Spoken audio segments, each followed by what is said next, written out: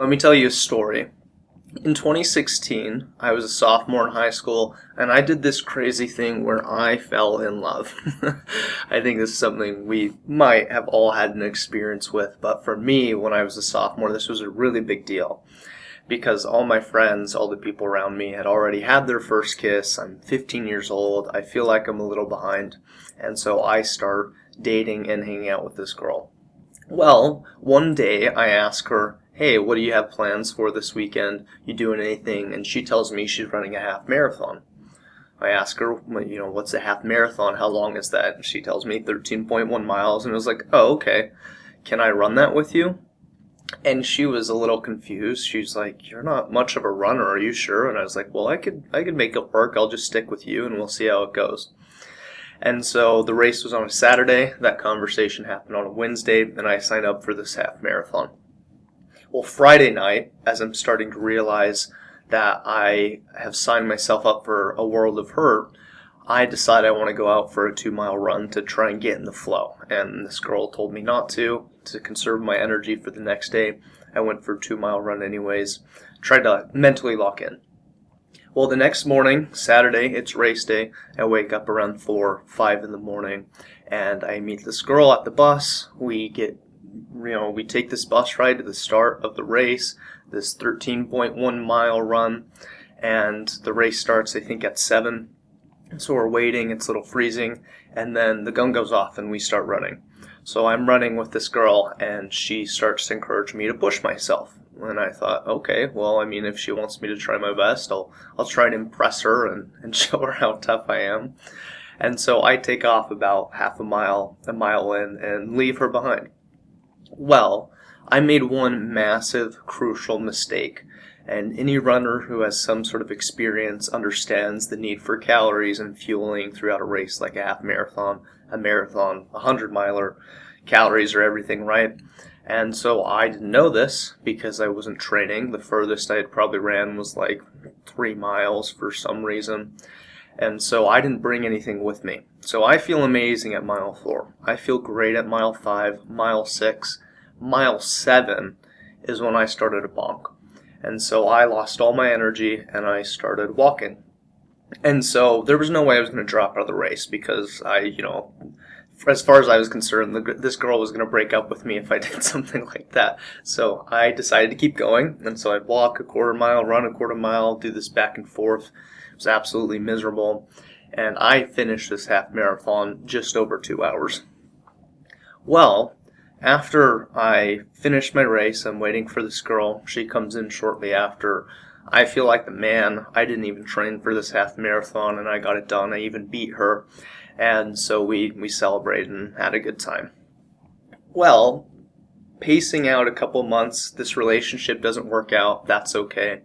And I just, stopped running because the only real reason I was running is because of this girl. Well, a couple months later, I think it might have been roughly 8 months after this interaction, my mom texts me and says, hey, there's a half marathon this weekend. You should try it. And I was like, I'm not a runner, right? This is another Wednesday before a race. I haven't been training. And she says, well, you should just consider it. And I thought about it. And I thought, you know what? It'd be pretty cool if I replaced those memories a little bit because that relationship didn't work out. My only relationship with running was through this girl. And so I decided to run this half marathon again with a 2-3 day notice. Well, I sign up for this half marathon.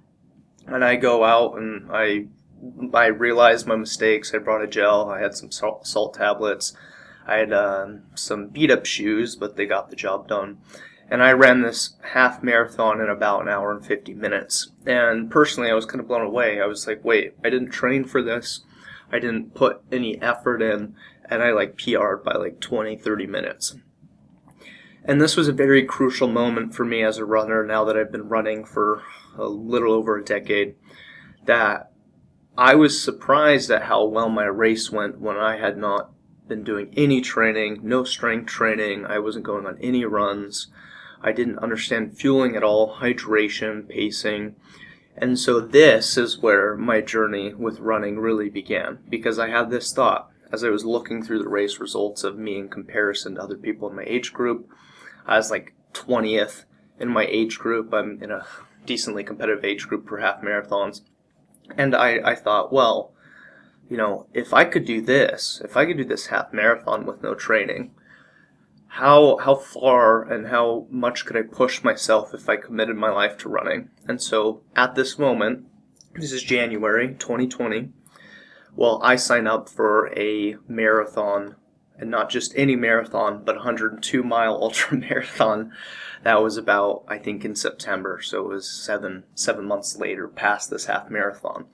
And so I signed up for this 100-miler, and to be honest, part of it was ego. I was not happy that I was like 20th in my age group at the half marathon, and so I started looking into running, and I thought, well, if half marathons are so competitive in my age, what about 100-mile marathons? And so I did some research. I saw that not a lot of people my age, I was 20 at this time, 19, something like that, and I realized not a lot of young kids were doing 100-mile races, so I thought, well, at least I'd be able to win my age group, right? So I signed up for this 100-mile race. I spent a lot of time training throughout the summer. I did a 54-mile long run in preparation. I did a ton of research and reading books and watching YouTube documentaries, and I get to this race, and I only make it 66 miles. I get about 63 miles in, and I end up in a bathroom on the floor, crying, just absolutely miserable, in so much pain. I call my mom. She tells me to keep going. It was another 3 miles until I got to an aid station at this point. And so I start running. I finish at least to that aid station. I make it 66 miles out of 102 miles. I start walking because my mom's forcing me to get out there again. And then I turn around and come back and pull out of the race. And as much as this hurt, as much as this, bothered my ego, I took a look at that perspective of I hadn't really trained for that half marathon in January of 2020. And then 7 months later, I went from 13.1 miles to 66 miles. And I thought that was incredible. So I wanted to see what would happen in another year's time. So I signed up for the 100-miler again. I finished it. A year later, I actually won that same 100-miler, set a course record at that time. And this has been my journey when it comes to running. And running's absolutely changed my life to the point where I feel this calling and this desire to share my experiences and trying to help other people grow their relationship with running. Unfortunately, there's so many people that get injured, or they feel like they don't know where to start with running, or they get started but they get sick, they feel like they're not making progress and improvements. And even though I still consider myself somewhat new to running, I have some accomplishments under my belt that have led me to understanding the sport. And so I'm on this mission to now help other people grow their relationship with running.